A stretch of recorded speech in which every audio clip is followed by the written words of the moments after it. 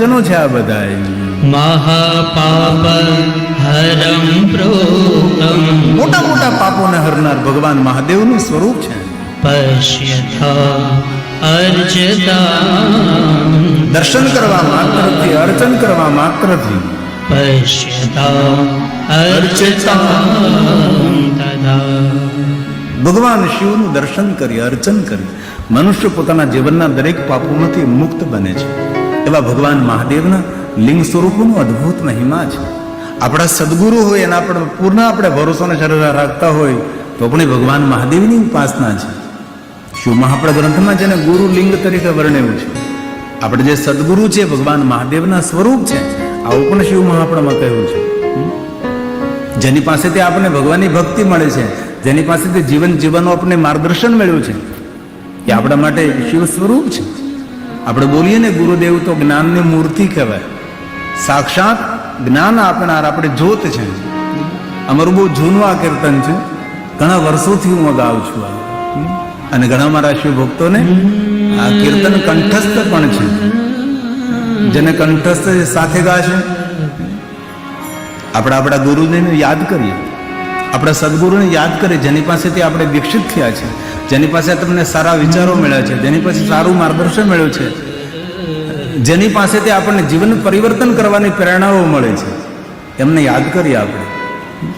સદગુરુ વગરનો માણસ એ આધાર વગરનો માણસ, એ નિરાધાર છે. સદગુરુ આપણું કવચ છે, સદગુરુ આપણો રક્ષક છે, સદગુરુ આપણી ઢાલ છે. આપણી મા પણ છે ને આપણો પિતા પણ છે, આપણો દેવ પણ છે. તેથી સદગુરુ વગર જીવન ઘણીવાર નિરર્થક બની જાય, વ્યર્થ બની જાય. તેથી બે ત્રણ પંક્તિ ભાવથી, આદરથી ગુરુ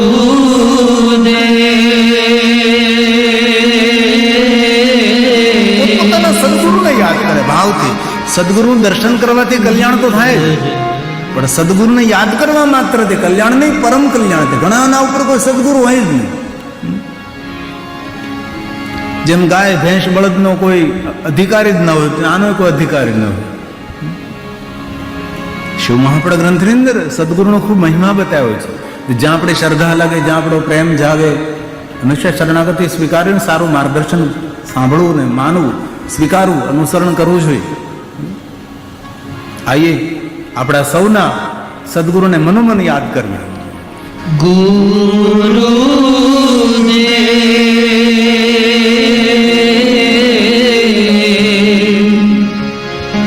તમારા ચરણોમાં વંદન કરું વારંવાર.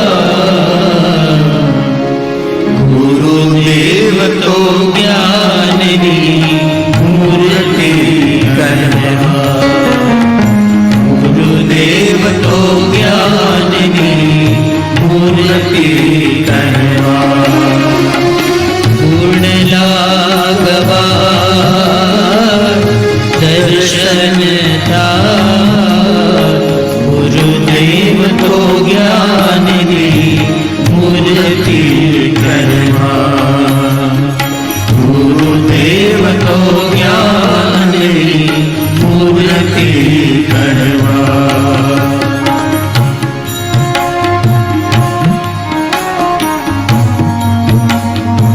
રોજ સવારમાં ઉઠી અને ગુરુદેવનું સ્મરણ કરવું, જે માર્ગદર્શન આપ્યું છે એવો માર્ગ પકડવો,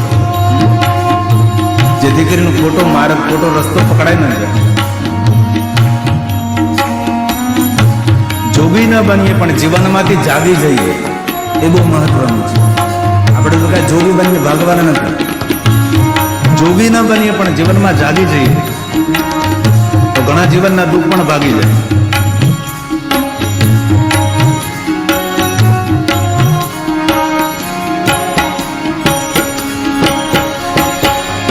ગુરુજી તમારા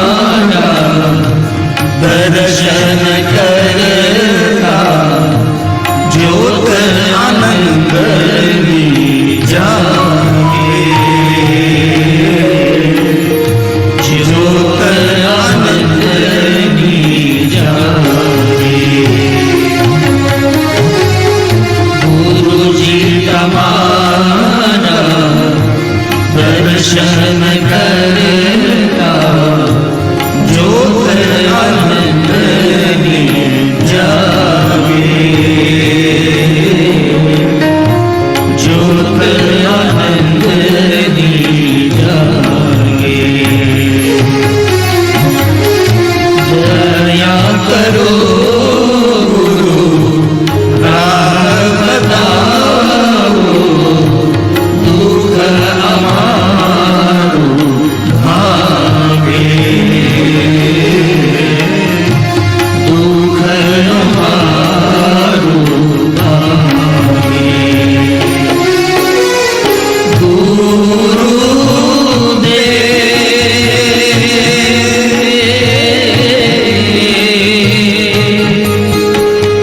दुखी जीवन में शांति आपो रटुआ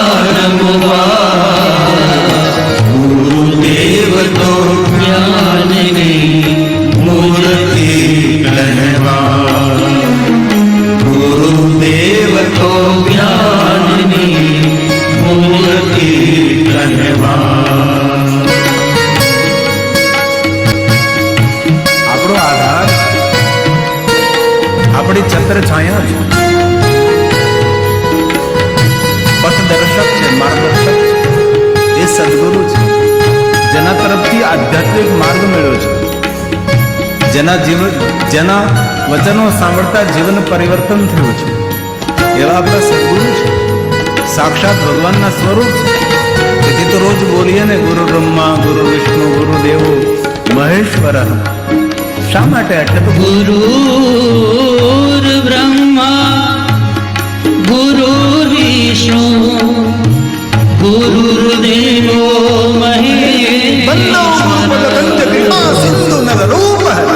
મનુષ્ય રૂપમાં અમારો હરિ છે, એ અમારા સદગુરુ છે. આ એ સાથ મેં ગુરુર બ્રહ્મા ગુરુર્વિષ્ણુ ગુરુર્દેવો મહેશ્વર ગુરુર સાક્ષાત પરબ્રહ્મ તસ્મૈ શ્રી ગુરુવે નમઃ તસ્મૈ શ્રી બંદો ગુરુપદ ગંજ કૃપા સિંધુ નર રૂપ હરિ. બંદહુ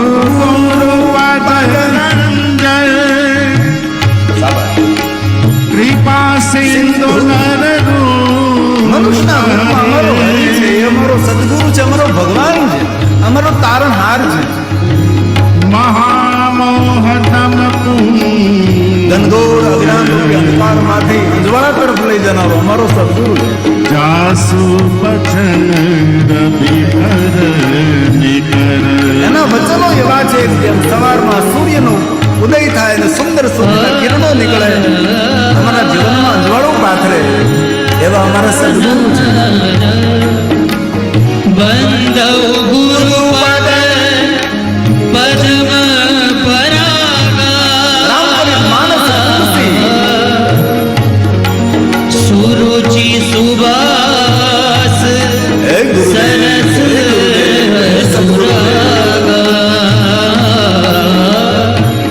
સુરુચિ સુવાસ સરસ અનુરાગ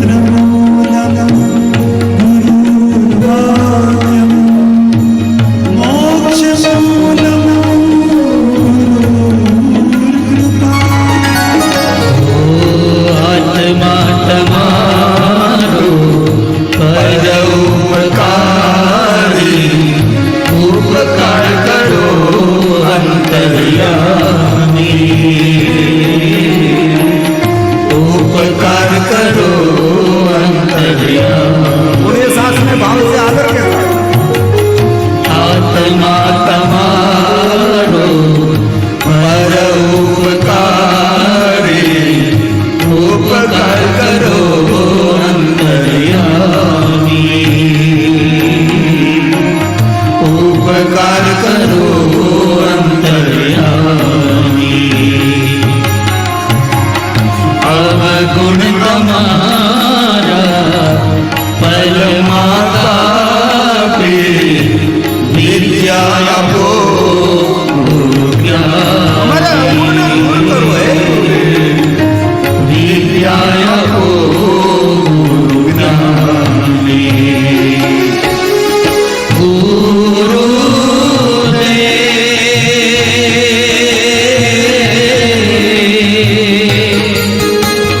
શબ્દ તમારા હૃદયમાં વાગે કહું વારંવાર, ગુરુદેવ તો જ્ઞાનની મૂર્તિ કહેવા, ગુરુદેવ તો જ્ઞાનની મૂર્તિ કહેવા, ઉડલા ગવા દર્શન થા, ગુરુદેવ તો જ્ઞાનની મૂર્તિ કહેવા, ગુરુદેવ તો જ્ઞાનની મૂર્તિ કહેવા.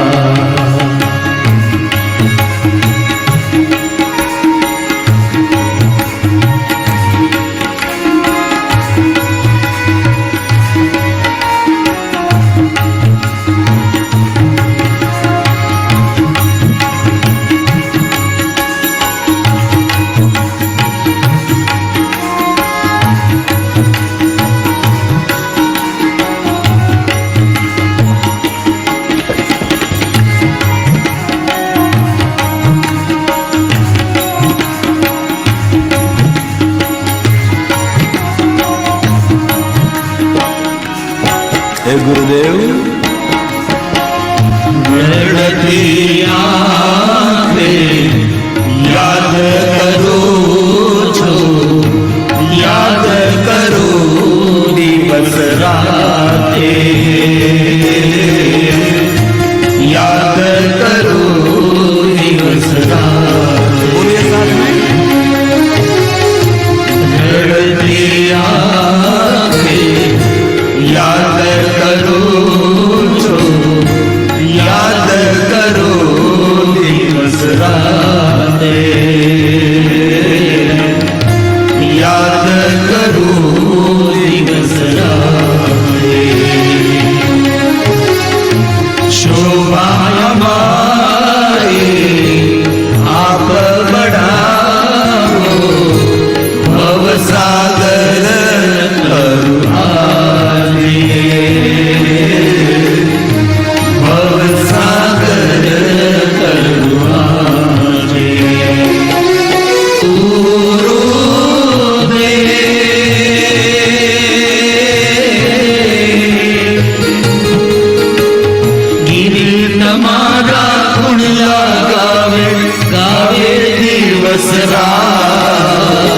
ગુરુદેવ તો જ્ઞાનની મૂર્તિ કહેવા, ગુરુદેવ તો જ્ઞાનની મૂર્તિ કહેવા, ગુડલા દર્શન થા, ગુરુદેવ તો જ્ઞાનની મૂર્તિ કહેવા, ગુરુદેવ તો જ્ઞાનની મૂર્તિ કહેવા, ગુરુદેવ તો જ્ઞાનની મૂર્તિ કહેવા. બહુ હૃદયથી કહું છું, કોઈ જગ્યાએ બંધાઈ જજો જેથી કરીને આપણે મુક્ત બની જઈએ. જ્યાં સુધી બંધાણા નથી ત્યાં સુધી મુક્તિ ન મળે. કોઈ ને કોઈ જગ્યાએ ભરોસો જાગે જાય, પ્રેમ જાગે. તેથી આપણા જે સદગુરુ છે તેને પણ ગુરુલિંગ તરીકે વર્ણન કર્યું શિવ પુરાણની અંદર. ઘણા માણસો એમ કહે કે સદગુરુ ધારણ કર્યા પછી બદલાય નહીં. તમે શિવ મહાપુરાણ ગ્રંથમાં 6 મહિનાની અવધિ આપી છે. કોઈની આપણે શરણાગતિ સ્વીકારો ને 6 મહિનામાં કાંઈ પણ વસ્તુ તેની પાસે શીખવા ન મળે, જીવનમાં કંઈ પરિવર્તન ન દેખાય તો શિવપુરાણમાં કહ્યું છે કે 6 માસ પછી અન્ય સ્થાને તમે જઈ શકો છો, પણ જે સ્થાન છોડ્યું છે તેની નિંદા ન કરાય, તેના આશ્રિતોની નિંદા ન કરાય, તેના દુર્ગુણ ન ગવાય, અન્ય સ્થાને જઈ શકાય છે. તેથી કોઈ જગ્યાએ બંધાઈ જવાથી હંમેશા જીવાત્મા મુક્ત બને છે. તેથી શિવ મહાપળ ગ્રંથમાં અગણિત લિંગોનો મહિમા ગાયો છે. તેમાં એક છે પાર્થેશ્વર મહાદેવ, માટીમાંથી શિવલિંગ. વિષ્ણુ ભગવાને દેવતાઓને કહ્યું કે દેવતાઓ, હું તમને સુંદર માર્ગદર્શન આપું છું, તમારી યોગ્યતા અને તમારી માનસિકતા પ્રમાણે હું તમને સૌને શિવલિંગ આપું છું. ભગવાન વિષ્ણુજી વિશ્વકર્માજીને માર્ગદર્શન કર્યું. વિશ્વકર્માજી સુંદર સુંદર શિવલિંગો બનાવી અને ભગવાન વિષ્ણુજીને આપ્યા છે. ને વિષ્ણુજીએ પોતાના કરકમલો દ્વારા દેવતાઓની યોગ્યતા પ્રમાણે શિવલિંગો આપ્યા છે. કારણ કે શિવલિંગ એક મોટું વિજ્ઞાન છે. કેવી માનસિકતા ધરાવતા માણસે કયા શિવલિંગનું પૂજન કરવું જોઈએ એ ભગવાન વિષ્ણુજી વિસ્તૃત વર્ણન શિવ મહાપળ ગ્રંથમાં કર્યું. વિષ્ણુ ભગવાને પોતાના પત્ની લક્ષ્મી દેવીને સ્ફટિક શિવલિંગ આપ્યો છે. અને લક્ષ્મીજી મહાદેવના પરમ ભક્ત છે. જ્યારથી વિષ્ણુ ભગવાને લક્ષ્મીજીને માર્ગદર્શન કર્યું કે મારા ઈષ્ટદેવ મહાદેવ છે, તો તમે પણ ભગવાન મહાદેવની ભક્તિ કરો. અને પૂરા વિશ્વમાં, પૂરા બ્રહ્માંડમાં મહાદેવના કોઈ પરમ ભક્ત હોય ને પહેલા કોઈ મહાદેવના ભક્ત હોય તો ભગવાન વિષ્ણુજી છે. વિષ્ણુ ભગવાન જેવી કોઈ શિવ ભક્તિ કરી પણ ન શકે, ભૂત ઓર ભવિષ્ય. એ વિષ્ણુ ભગવાનનો અદ્ભુત મહિમા છે. હજાર હજાર કમલો મહાદેવને અર્પણ કરવા કોઈ નાની વાત છે? આપણે તો મહાદેવના 1000 નામો પણ બોલી શકતા નથી, સમય જ નથી આપણી પાસે. તો બીજો બધો બહુ સમય છે. ભગવાનની પૂજા અર્ચન દર્શનનો સમય નથી, કથામાં થોડી વાર બેસવાનો સમય નથી, અન્ય સમય આપણી પાસે ઘણા બધા છે. જે માણસે જાહેર પીને અગ્નિ સ્નાન કરીને આત્મહત્યા કરે અને આત્મઘાતી નથી ગયો, જે માણસ પોતાના આત્માના કલ્યાણ માટે કોઈ પણ સત્કર્મ, ભજન, પૂજન, અર્ચન, દર્શન, તીર્થયાત્રા નથી કરતો, એ સાચા અર્થમાં આત્મઘાતી છે. એ માણસ પોતાની હત્યા કરી રહ્યો છે. સહસ્ત્ર કમલ મેં હો રહે ધારી કે નહીં પરીક્ષા તભી પુરા. એક કમલ પ્રભુ રાખે એવું જોઈ, કમલ નયન પૂજન સહજ હોય. કઠિન ભક્તિ દેખી પ્રભુ શંકર ભય પ્રસન્ન દીક્ષિત વર. આવી કઠિન વિષ્ણુ ભગવાનની ભક્તિ જોઈ મહાદેવ વિષ્ણુ ભગવાનને અનેક વરદાન આપ્યા છે. અને વિષ્ણુ ભગવાને કદમ કદમ પર દેવતાઓને કહ્યું છે કે દેવતાઓ, મારું જે સામર્થ્ય છે એ ભગવાન શંકરજીની ભક્તિનું ફળ છે. અને બહુ હૃદયથી કહું છું, જે મહાદેવની ભક્તિ કરે ને તેનામાં એવું સામર્થ્ય મળે છે, ભગવાન મહાદેવ સમાન સામર્થ્યવાન એ મનુષ્ય બની શકે છે. તેથી ખૂબ ભગવાનની ભક્તિ કરીએ આપણે. પુષ્પદંત બોલે છે, હરિસ્તે સહસ્રમ કમલ બલિમાદાય પદયો. શિવજીના ચરણોમાં 1000 કમળની બલિ અર્પણ કરી છે. બલિનો અર્થ થાય છે ભગવાનને અર્પણ કરવું, સમર્પિત કરવું. બલિનો એવો કોઈ અર્થ નથી તો દેવી દેવતાઓના નામથી કોઈ પશુઓની હત્યા કરવી. સનાતન ધર્મ એટલો ઉજળો ધર્મ છે, અહિંસા પરમો ધર્મ છે. અહીં તો દયા ધર્મનું મૂળ છે. જીવન જીવવા માટે કોઈ જીવની હિંસા નહીં કરવી જોઈએ. અને કોઈને દુઃખ આપીને સુખ મેળવવાની અપેક્ષા, એ સુખનું આયુષ્ય બહુ લાંબુ નથી હોતું. થોડી વાર આપણને બહુ સારું લાગે, થોડી વાર આપણને બહુ મીઠું લાગે, પણ કોઈને દુઃખ આપી અને મેળવેલું સુખ, એ સુખની કોઈ આયુષ્ય નથી હોતી. તેથી ખૂબ કદમ કદમ પર માણસે સાવધાન રહેવું જોઈએ. જીવન જીવવા માટે જીવોની હત્યા 2002 માં, 2003 માં, 4 માં, 5 માં આટલી બધી આ બાજુ હું કથા કરતો હતો ત્યારે લગભગ બધું રોડ ઉપર જે દુકાનો થઈ છે એ બધી બંધ થઈ ગઈ હતી. તેથી બહુ હૃદયથી વારંવાર આ વાત ઉપર મેં પહેલા દિવસે આજ સુધી ભાર મૂક્યો છે. કારણ કે આ વિસ્તારમાં આનું પ્રમાણ વધારે છે. ઉજળા માણસો, સારા સમાજના માણસો.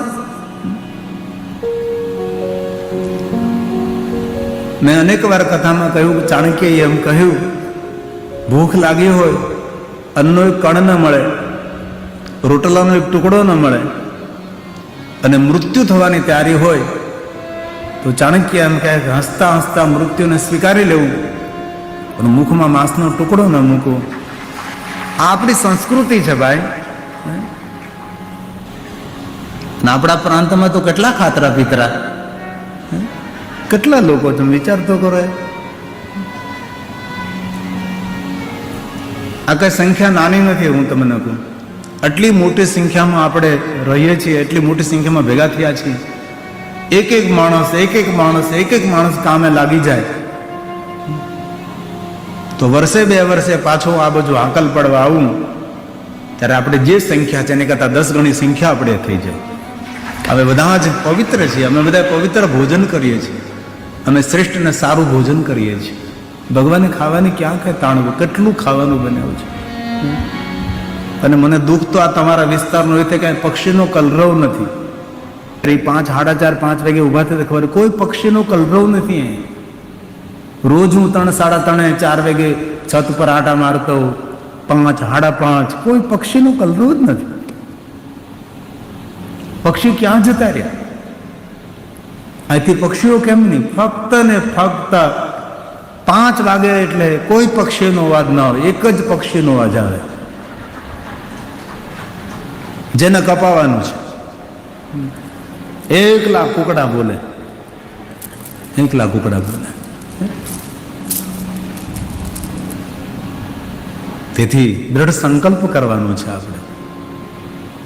આટલા માણસો સંકલ્પ કરી લેશું ને, તમારા જયેશભાઈનો કરેલો ખર્ચ એ લેખે લાગી જશે. ભાઈ તમને 9 દિવસ સુધી કેટલું પવિત્ર ભોજન કરાવ્યું છે, 9 દિવસ સુધી કેટલો સુંદર પ્રસાદ. સવારમાં પણ એટલી મોટી સંખ્યામાં પ્રસાદ, કથા પૂર્ણ થાય એટલે સૌ પ્રસાદ લઈ.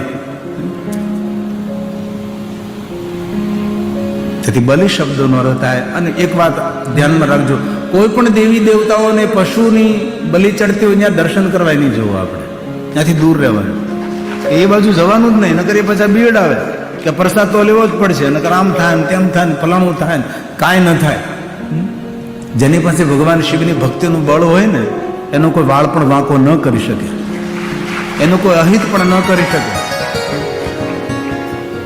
તેથી પુષ્પદંતે કહ્યું છે, હરિ સે સહસ્રમ કમલ બલિમાનાય પદયો યદેર કોને દસી નિજ મૂલદને પ્રકમલમ ગતો ભક્ત્યુર્દેક પરિણતિમસોચ પ્રવપુષા ત્રયાણામ રક્ષાય ત્રિપુરહરજાતિ જગતા ત્રિપુરહરજાતિ જગતા.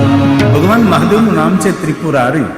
કારણ કે 3 પૂરનું દહન કર્યું. તારકાસુરના 3 પુત્રો હતા, વિદ્યુમાલી, કમલાક્ષ અને તારકાક્ષ. આંખો તેની વિચિત્ર પ્રકારની હતી. કમલાક્ષ કમલ જેવી આંખો હતી, તારકાક્ષ બીજાને તા કરનારી, અને વિદ્યુમાલી. આ 3 અસુરો એટલા ભયંકર અસુરો હતા. અને શિવજીના હાથે તેનું મૃત્યુ હતું.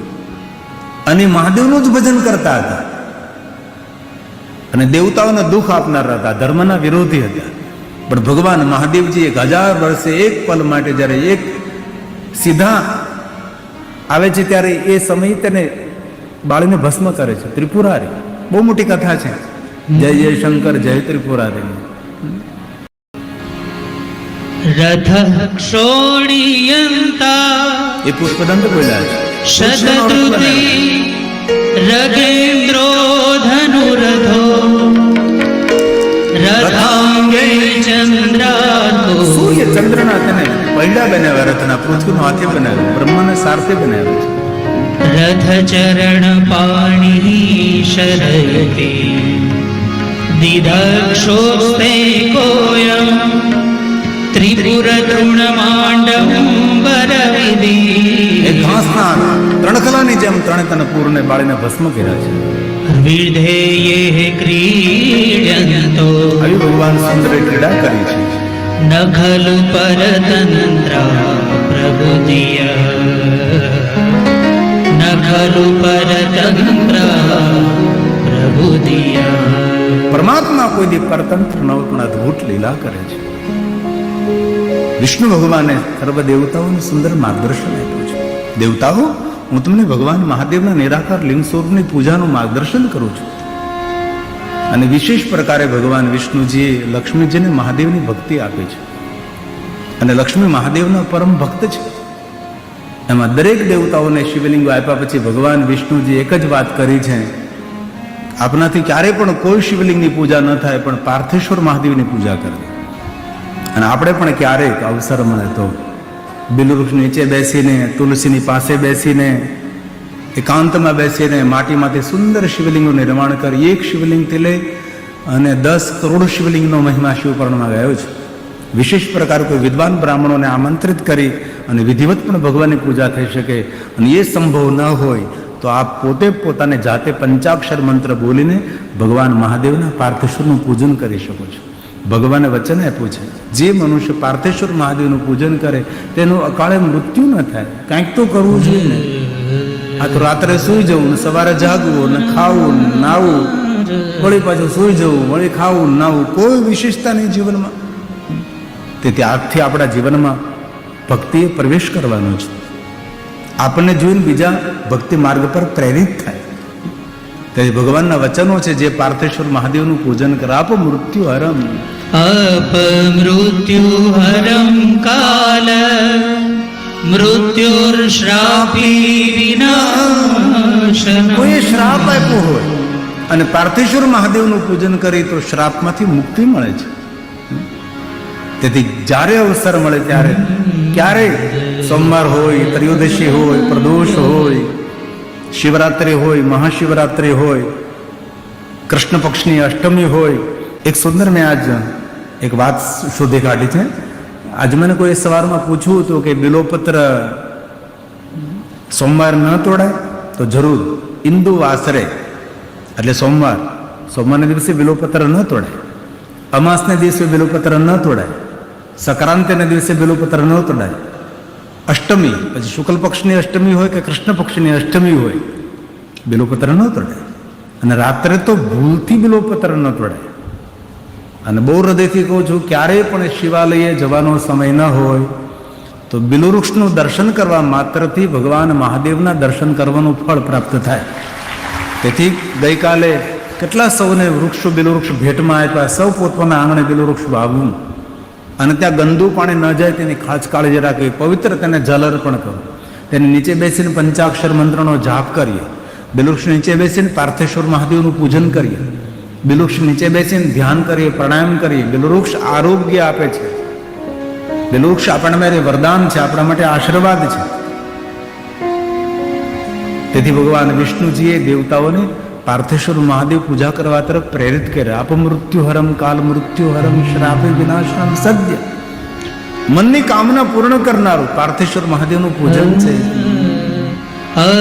अपमृत्युहरं काल मृत्युर्श्रापी विनाशनम्. सद्य कलत्रं पुत्रादि धनधान्य प्रदं विजया. धनधान्य प्रदं દાન ધાન્ય ભગવાન મહાદેવ બધું જ આપે છે. અને બહુ હૃદયની વિનંતી કરું છું, જે દંપતીને સંતાન ન હોય તેવા દંપતીઓ જ્યાં ત્યાં ભટકવું નહીં. ઘણા દંપતીઓને સંતાન ન હોય તો ક્યાં જતા હોય આપણને ખબર છે. આમ અહીંયા ભટકે ને અહીંયા ભટકે ને અહીંયા ભટકે. અને બહુ હૃદયથી એક વાત કહું છું, જે બાલ્યાવસ્થાથી મહાદેવની ભક્તિ કરે ને તેને ભગવાનને કહેવું ના પડે કે મને દીકરો આપો કે દીકરી આપો. અવસર આવતા ભગવાન મહાદેવજી તેને દીકરાઓ આપે, દીકરીઓ આપે. અને મહાદેવની ભક્તિથી એવા દીકરાઓ મળે છે, એ દીકરાઓ માણસ જેવા ન હોય, એ દીકરાઓ દેવ જેવા દીકરાઓ હોય છે. જગતનું હિત કરનારા, જગતનું કલ્યાણ કરનારા દીકરા દીકરીઓ હોય છે. અને વિષ્ણુ ભગવાને દેવતાઓને કહ્યું કે દેવતાઓ, પરોપકારી માતા પિતા એને સમજવા જે માતા પિતા પોતાના બાળકોને મહાદેવની ભક્તિ આપે છે. આપણા બાળકો માટે ધન સંપત્તિ વૈભવ આપણે એકત્ર કરીએ, જરૂર તેના જીવનો ઉપયોગી હોય છે. પણ જો આપણા બાળકોનું ભવિષ્ય ઉજ્જવળ આપણે જોવાના હોઈએ તો આપણા બાળકોને મહાદેવની ભક્તિ આપે. આપણા બાળકોને જરૂર મોબાઈલ આપવો જોઈએ, મોબાઈલનો વિરોધ નથી કરતો, પણ ન આપો તો વધારે સારું. મોબાઈલ આપે આપણા દીકરા દીકરીઓ સ્માર્ટ બને ન બને, પણ મોબાઈલ સાથે રુદ્રાક્ષની માળા આપો તો જરૂર આજની તો કલ આપણા સાચા અર્થમાં આપણા દીકરા દીકરીઓ સ્માર્ટ બની શકે. આપણા પરિવારજનો મહાદેવના ભક્ત બને, આપણી પ્રજાજન મહાદેવની ભક્ત બને. ભગવાન શિવ જેવા કોઈ શ્રેષ્ઠ દેવતા નથી.